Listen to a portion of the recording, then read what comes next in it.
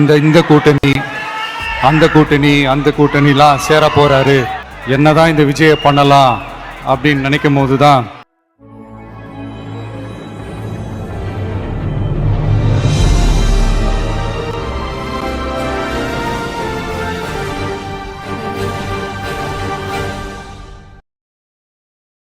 நாம் அரசியலுக்கு வந்ததிலிருந்தே நம்மளை பற்றி நிறைய சில வதந்திகள், அந்த டீம் இந்த டீம் அப்படிலாம் சொல்லிக்கிட்டு இருக்காங்க இல்லையா.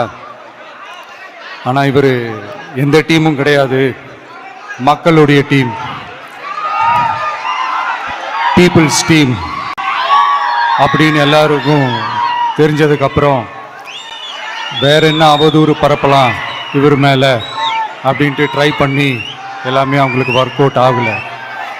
ஸோ கடைசியில் என்னதான் இந்த விஜயை பண்ணலாம் அப்படின்னு நினைக்கும் போது தான் இந்த கூட்டணி அந்த கூட்டணிலாம் சேர போகிறாரு அப்படின்ட்டு ஒரு பொய்யான ஒரு பிரச்சாரத்தை பண்ணிக்கிட்டு இருந்தாங்க.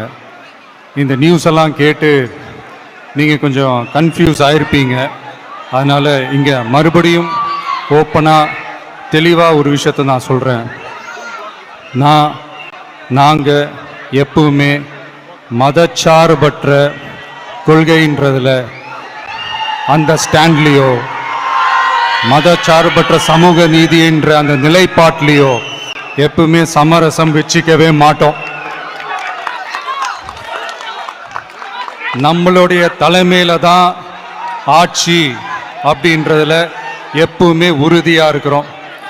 நம்மளுடைய முதல் மாநாட்டில் கூட நான் சொன்ன மாதிரி அரசியலில் யாருக்காகவும் எதுக்காகவும் எந்த விதமான ஒரு சமரசமும் நாங்கள் வச்சுக்க போகிறதே இல்லை, அந்த பேச்சுவார்த்தையே கிடையாது. சரிங்களா? அதனால் யார் என்ன அவதூறு பரப்புனாலும் தயவு செஞ்சு அதை நம்பாதீங்க. எல்லாம் வல்ல இறைவனின் அருளால் நாம் நினைச்ச டார்கெட்டை நம்மளால நிச்சயமாக அடைய முடியும். இன்னைக்கு என்னுடைய இஸ்லாமிய சகோதர சகோதரிகளுக்கு என்னுடைய ரமலான் நல்வாழ்த்துக்கள்.